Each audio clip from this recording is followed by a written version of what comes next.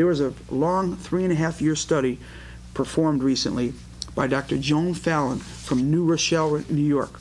She looked at over 400 cases of chronic inner ear infections, and she, of course, examined them, made alignments to the upper bones of the neck, and what she found was amazing. She found that after 6 months, 80% of the children, including adolescents, who had chronic middle ear infections were cleared out. 80% was phenomenal, and this is without the use of drugs or surgery. So we do have alternatives out here, and one of the alternatives is to investigate chiropractic. That's why we're glad today we're being joined in the studio by Sherelle, who's a registered nurse and mother of 4. We invited her into the studio today to tell her story on how she helped her children. Welcome to the program. Thank you. Thanks for being here. Now, let's talk about your children. Tell me about when you first discovered they were having these problems with ear infections. Okay. My boys started having ear infections when they were quite young. My one son, Peter, started when he was about 1 year old, and then they progressively got worse as he got older. The theory was that he'd probably outgrow it, but it seemed to be getting worse as the time progressed. Okay. Now, the ear infections are getting worse. What kind of symptoms were they exhibiting? Mostly, not sleeping through the night. He'd wake up crying in pain, tugging on his ear, fever, that type of thing. Okay, now, parents out there watching, if they've ever had any children that have suffered from an ear infection, they know how miserable their children can be. You took your children to be examined by a pediatrician, and he determined that there were indeed ear infections, and what did he recommend? Well, the recommendation was antibiotics, and they've been on several. It didn't always take away the ear infection. Sometimes, we go back 2 weeks later and they'd still have the ear infection. So over a period of time, we used different medications as well, different antibiotics to help clear things up. Okay, now, Peter, your sons Peter and Thomas were both taking the antibiotics. Yes. But Peter's condition was a little worse than... Yes. Okay, so you're taking the antibiotics with limited success. The ear infections keep coming back. You take more antibiotics, they keep coming back. And what happened? What transpired? Eventually, what my pediatrician recommended is that we put Peter on a maintenance dose. So all winter long, he would be on an antibiotic to help hopefully prevent ear infections from occurring. However, even on the maintenance antibiotic, he would have a breakthrough or what have you, where he would have an ear infection on top of the antibiotic, so we'd have to stop the maintenance antibiotic and start a new one. It was always increasing in strength of the antibiotic, which kind of scared me. Right. Well, this is one of the things that they're worried about is the creation of super germs, super bacteria, if you will. If you indiscriminately use antibiotics, those that survive, the bacteria get stronger and stronger and stronger. So now you're on this antibiotic cycle. We're still having the problems with the ears. What did they recommend at that point? Well, at that point, my pediatrician recommended that we do see a specialist, an eye, ears, nose, throat doctor.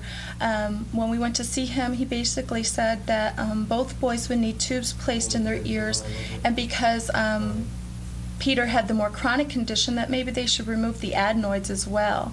My husband and I weren't too excited about this because having 2 toddlers go under surgery at the same time was really disheartening for us. Yeah. So at that point, we came to you for some help. Well, as grim as this story sounds, folks, there is a happy ending. Yes, you brought your children in, and we did examine them, and as we were discussing earlier, they had this condition where the upper bones of the neck were slightly out of position, and we call that in chiropractic subluxation. They had subluxations in their neck, and by applying first identifying them and then applying the gentle pressure, we were able to free up those nerves. And of course, in their case, with many hundreds of others we've seen, the results were great. Tell me how quickly you saw it change. In about 2 weeks. She told me if we give you just a couple of weeks, we can always go back to the surgeon if we didn't feel comfortable. But Peter's ear infections had gone and cleared up. After that, we continued to have him examined through his physicals and normal pediatric follow-ups, and his ears remained clear and free of infection. Yeah, that was great. I was not only did they get cleared out, but when you took them for a 6-month checkup, they're clear, and then a year year later they were clear and so forth. Now you had a beautiful girl. After all those boys, you finally had a girl that followed Tommy and Thomas and Peter, and she's been under care. How early did you start her? I think she was about 2 weeks old. Yeah, about 2 weeks old. We checked her. Now, has she had any problems with ear infections? Actually, she's been doing really good. Yeah. She remains pretty healthy. Right. And she beats up the boys. Well, I guess she is healthy. Well, I'll tell you, the alternative, a natural alternative like using chiropractic to free up these nerves to see if the body can indeed heal itself, certainly should, in my opinion, take precedence over the repeated use of antibiotics and the surgery. Of course, there's no such thing as a small surgery, going under the knife. Talk to the parents out in our viewing audience who may be having children that suffer from these type of infections. What would you recommend if you were in their shoes? Give them some advice. Well, my recommendation would be that you would seek chiropractic care. It's really done a great deal of changes in our family, making our family stronger and healthier. And we've also noticed that they're a lot more active, and it's just nice to have healthy kids. And my recommendation would be to follow up with your chiropractor and see if he can help you as my chiropractor has helped us and our family. Well, thank you very much for joining us on our show today. We really appreciate you giving us this information. For those of you who would like to get more information on chiropractic or ear infections, you can contact the Connecticut Chiropractic Council at 1-800-353-3332. If you give them a call, they'll be happy to send you a free report on ear infections and how your children could be helped. Well, that's our show for today. We'd like to thank you for joining us. We'd also like to thank Sherelle Nadonley for telling us a story about her children and how they were helped with chiropractic care.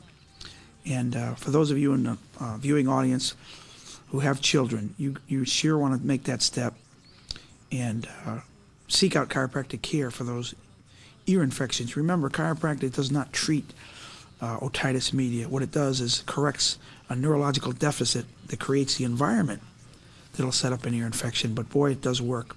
So we also want to give a thanks to Snell Grove Florist in downtown Windsor Center for all your floral needs. Please check out Snell Grove Florist. They're great people down there. I'm Dr. George Curry for Today's Health.